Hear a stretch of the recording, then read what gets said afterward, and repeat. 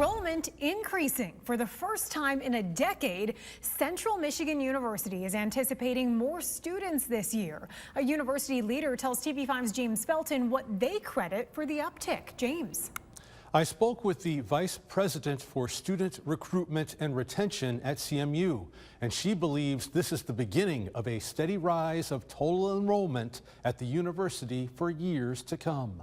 Total excitement. I'm so thrilled about where we are. Jennifer DeHamers, Vice President of Student Recruitment and Retention at Central Michigan University, is glad to see total enrollment numbers at CMU moving in the right direction. According to CMU's preliminary numbers, total enrollment is up for the first time since 2014. New freshmen and transfers will increase for the third straight year. Both freshman and transfer classes will be the largest since 2019. And on-campus housing is at 98% capacity. There's just a lot of positive indicators that we've hit the bottom for total enrollment and we're going up.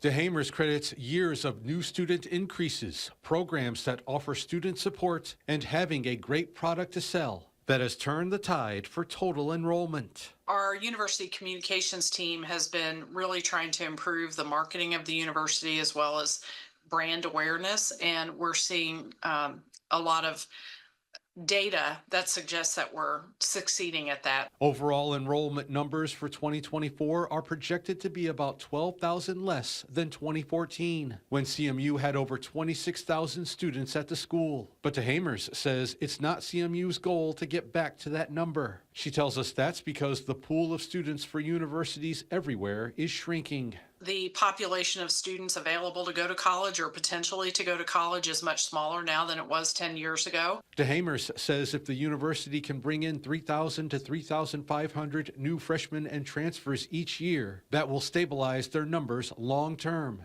This year, that number is more than 3,100. It's positive momentum that DeHamers wants to sustain.